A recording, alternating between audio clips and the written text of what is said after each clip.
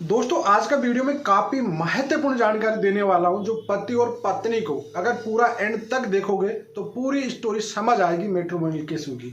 अगर आपकी उम्र 30 से 35 साल की उम्र है, आज की डेट में मैक्सिमम शादियां जो होती है वह 30 से 35 के आसपास ही होती है। 25 की मान लीजिए। आज की डेट में जैसे कोरोना चला 3 साल का तो किसी को पता ही नहीं चला कब 3 साल निकल गए और अभी तक केसों की स्टार्टिंग भी नहीं हुई। तो मतलब आपकी जिंदगी के 3 साल तो ऐसे ही खत्म हो गई और अभी तक तो आपकी चार्जशीट भी नहीं बनी कहीं लोगों की, मान लीजिए। तो आप सोचिए आपको 5 से 10 साल केस लड़ने के बाद अगर आपको लगता है कि आप जीत चुके हैं तो वो जीत कभी नहीं मानी जाएगी। चाहे वो पति जीतो हो चाहे वो पत्नी जीती हो, जो जवानी खत्म करके केस जीतने में अपने आप को ये कहते कि मैं बहुत बड़ी तोप जीत लिया, एक तरह से केस जीत गया साहब, तो उसमें भैया कुछ नहीं होने वाला। और जीत एक्चुअल में अगर फाइनल तक लड़ने की उम्मीद पे हो, चाहे वो पति हो और चाहे वो पत्नी हो, सबक सिखाने के अगर मूड में आ चुकी हो कि इसको सबक सिखाऊंगा इसको सबक सिखाऊंगी, चाहे वो पति हो चाहे वो पत्नी हो, तो तुम्हारे सबक में तुम्हारी पूरी जवानी है ना पूरी खराब हो जाएगी। जी हाँ, और ना सबक आप सिखा पाओगे। कभी आपने देखा है, चलो जैसे मेंटेनेंस केस होगा, 1 महीने के लिए जेल भेज दिया किसी पति को, ठीक है।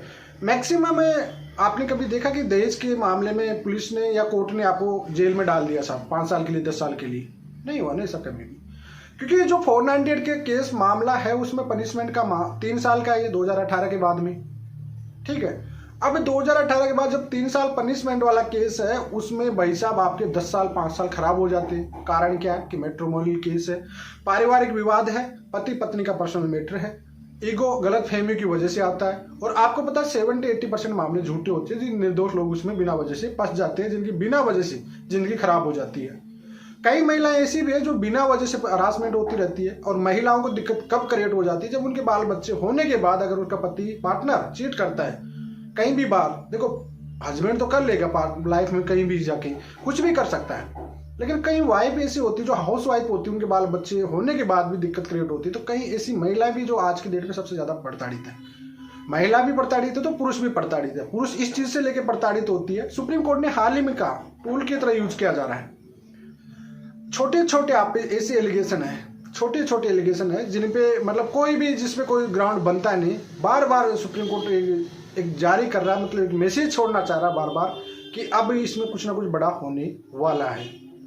देखिए दोस्तों, अगर पारिवारिक मामला है आपका और पति और पत्नी का नहीं बैठ रही बात, मैं फिर फाइनल बता रहा हूं कि पूरा प्रयास कर लिया, चाहे वो पति कर लिया चाहे वो पत्नी कर लिया, बात अब यहाँ पे आ जाती है कि साहब मैं तो गलत हूं ही नहीं, चाहे वो पति हो चाहे वो पत्नी हो। लेकिन अगर आपके रिलेशनशिप में एक पार्टनर गलत हो गया, चाहे वो पति हो गया चाहे वो पत्नी हो गया, तो आप कितना ही ऑनेस्टली रहो, कितना ही आप सही रहो, आपका रिलेशनशिप नहीं चलेगा।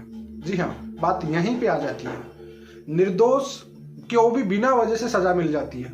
कई बार क्या होता है कि पति अच्छा है लेकिन पत्नी चीट कर दी, पत्नी ने जिद कर ही ली कि साहब मुझे तो रहना ही नहीं है, ना ही तलाक देना है, क्या करोगे आप? अब पति बहुत अच्छा है लेकिन उसकी जिंदगी में ऐसा हो गया, अब वो क्या करेगा बेचारा? कोर्ट कचहरी में धक्के खाता रहेगा। पत्नी के भाई साहब बाल बच्चे हैं, पत्नी की एक बेटी मान लीजिए, उसके बाद पति ने छोड़ दिया, कई बार एडल्ट्री में चला गया, अब पत्नी क्या करेगी भाई? उसने कह दिया कि रहना ही नहीं है मुझे, कहीं तो कोर्ट में पति ये कह देते कि सब जेल में डाल दो, फांसी छड़ा दो, लेकिन हमको रहना ही नहीं है, अब तो क्या करोगे फिर आप? ऐसी सिचुएशन आने के बाद आप कोर्ट की तरफ ना जाके ऐसी कोई एक लिंक निकालिए जिससे आपका सॉर्ट आउट हो जाए। देखो, चार्जशीट बनने के बाद ये 1-1.5 साल 2 साल के बाद आपको दोनों पार्टनर को समझ में आ जाता है कि अब मामला अपना बनने वाला नहीं है। जिसको बसाना होता है ना वो पहले ही बसा लेते हैं, किसी भी झुक के मैनेज करके जिसको साथ रहना होता है ना वो जल्दी साथ रहने लग जाते हैं। लेकिन आपके साल 2-3 साल केस लड़ने के बाद आप सोच रहे हो कि हम साथ रह लेंगे, तो वो पॉसिबल है ही नहीं, किसी भी कंडीशन में पॉसिबल नहीं है। और आपके माइंड में ये चीज आ रही है कि हम साथ रह लेंगे, कोर्ट के थ्रू चले जाएंगे, तो पूरी पॉसिबल होगा ही नहीं किसी भी तरह से। तो इससे बेटर है कि सॉर्ट आउट करने का, जल्दी से जल्दी सॉर्ट आउट करने का इनको खत्म करवाओ और अपनी जवानी को आगे मूव ऑन करो, आगे बढ़ो अपनी लाइफ में।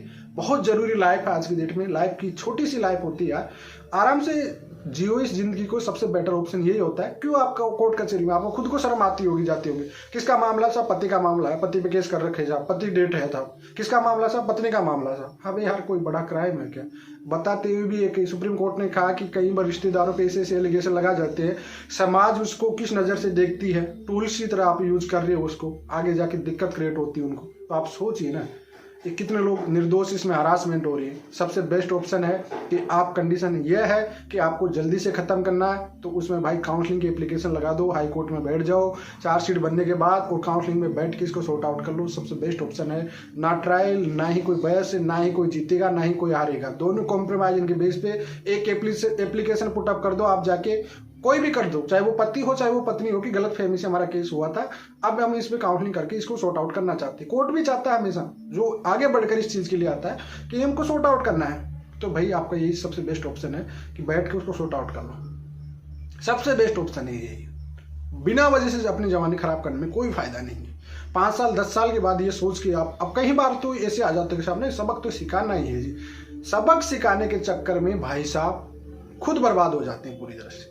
अब क्या कहते हैं लोग, तो हम तो बर्बाद हो ही चुके हैं। अरे भाई कहाँ हो चुके हैं यार, अभी तो आपकी ज़िंदगी की स्टार्टिंग है। 30 साल के बाद आपकी ज़िंदगी की स्टार्टिंग होती है, तो आप कहाँ से बर्बाद हो गए ना। सबक सीखिए हो लाइफ में, मूव ऑन करिए लाइफ को आगे चल के। अच्छे से एक मैसेज मिल चुका आपकी ज़िंदगी को, आपको आगे बढ़ना है। तो इस वजह से कभी भी अपने आप को कमज़ोर ना सोचे, जो भी रास्ता आपको मिले उसको सॉर्ट आउट करो। और सबसे बेस्ट मैं ये समझता हूँ कि ये सबसे बेस्ट ऑप्शन है, सुप्रीम हाई कोर्ट में कहीं भी आपको एप्लीकेशन पुटअप करना है काउंसलिंग की, और दोनों को काउंसलिंग करके ख़त्म कर देना। भाई जिनको लगता है कि सब मैं हार जाऊंगी या मैं हार जाऊंगा, तो आप एप्लीकेशन पुटअप कर दो, सिंपल सी बात है। दोनों बैठ के सॉर्ट आउट हो जाएगा आराम से, इजीली में। अब आपको ये भी समझ में आ गया कि रहना पॉसिबल है या नहीं है। रहना भी पॉसिबल है तो आप वहाँ पे गलतफहमी जो भी है ख़त्म करके साथ आ जाओ। और मैं बार बार फिर यही कहता हूँ कि अगर रिश्ता बचाना है तो आप प्रॉपरली जो आपके साथ घटना घटी वही चीज़ लगो। आप किसी के कहने पे फालतू की चीज़ें कभी पुट मत करो, नहीं तो आपको दिक्कत क्रिएट हो जाएगी आगे चल के। तो इस वजह से अगर 5 साल 10 साल बाद आप जीत रहे हो और फिर कह रहे हो कि हम तो तलाक देना, तो मतलब ही क्या निकला उस तलाक का। भाई फिर तो रहे नहीं दोनों उस तलाक को, मतलब ही नहीं निकलता उस तलाक का। तो इस वजह से मैं बार बार कहता हूँ कि भाई पॉसिबल हो ना तो इनको जल्दी से जल्दी ख़त्म करने की कोशिश करो। अब जल्दी से जल्दी ख़त्म करोगे तभी जाके आपकी बात बन पाएगी।